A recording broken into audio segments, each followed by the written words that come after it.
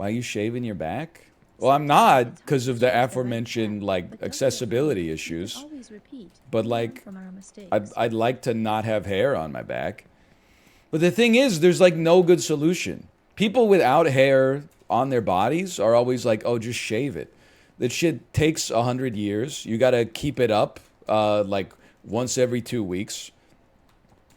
It's extremely annoying, especially like your back. Like my arms don't bend like that. And then on top of that, like you got the cleanup. Like I don't know if anybody here is like very hairy and they've ever shaved like their chest and stomach, where do you do it? If you do it like in the bathtub, you then have to sweep up the entire bathtub in order to get it out of there. Otherwise your drain's going to get clogged as hell. Yeah, you got to do it outside. But I don't live like in a place where I can get privacy like that outside. I gotta like rent an Airbnb and then go shave my chest and stomach in their backyard or something like that. It's crazy, man. Over the toilet, we're not in the same ballpark of hairiness. If you're gonna shave over the toilet, your toilet would never be the same. If I shaved my chest, shoulders, and stomach on top of the toilet, that toilet now has one of those gross fur toilet seat covers that like your grandma had. People always be like, oh, I understand. I would just shave it. Yeah, you have 3 chest hairs. Ooh, it's so oh, I'm getting so old. I'm 42 and I have 2 chest hairs. Shut the fuck up. I look like Steve Carell when I was 16. Like you're not giving me solutions to problems that are in the same ballpark. It's coughing baby versus hydrogen bomb. So then people are like, just get waxed. Okay, the shit is like A, expensive, and if you do it yourself, it's painful as hell. Plus, you need a second person to help you. And then on top of that, it has like the same problems as shaving. When it grows in, it itches like fuck. It's like the itchiest thing I've ever experienced in my life. You get red bumps like all over your body. Unless you go to a professional maybe. Laser? Yeah, the laser is like crazy expensive. And then on top of that, I've never been lasered, but I understand it takes like multiple treatments. And then like it hurts like hell. Like they're zapping your follicles with a laser. I remember like when I worked in Korea, I worked with a guy who was getting his back lasered and he had to take the train like 45 minutes. And he said on the ride back, the 45 minutes of just sitting on the train was some of the worst pain he'd ever felt in his entire life. I don't know if he had like a semi-charmed kind of life, but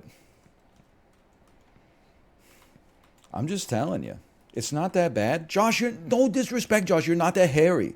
You know how I know you're not that hairy? It's because you got hair on top of your head. If I wanted hair removal advice that's practical for people in my weight class, I would ask like Corey. Corey, are you here? Is there a good, I'm not expecting a perfect solution, but what's like the best solution? There's nothing, man. They're all bad. Find a lady that likes it. There you go. That's a wise man right there. It is better to just, it's more convenient to just let it all hang out. But when I was in worse shape, I kind of liked being hairy because it makes you not look as fat with your shirt off. But now that I'm in better shape, I'm like, I don't want this hair here anymore because it's covering up my ab.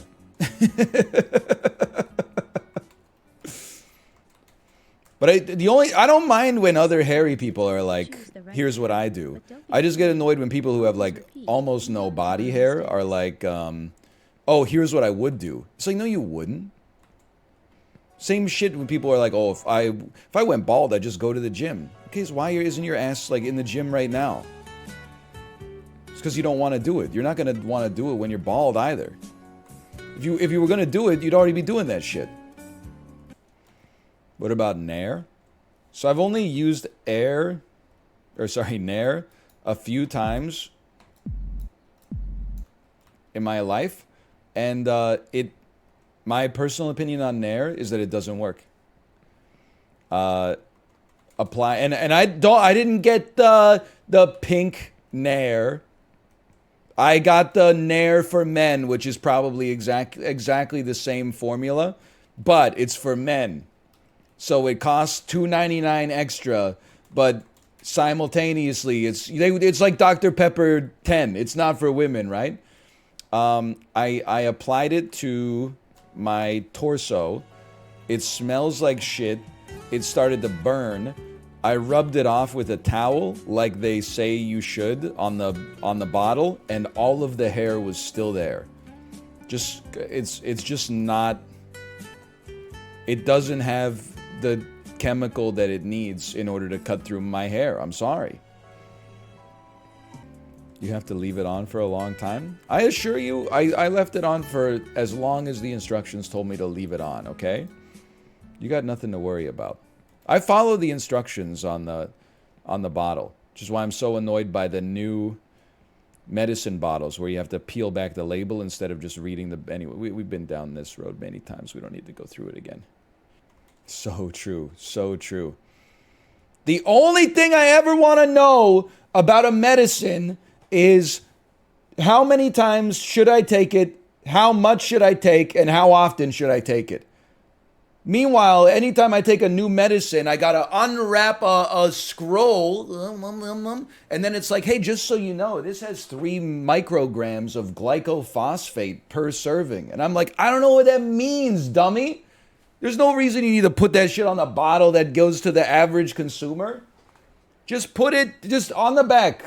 Take 2 every 4 hours up to 4 times per day. Thank you. That's I don't need to read the Silmarillion, dude. It's Propecia. It's not that serious.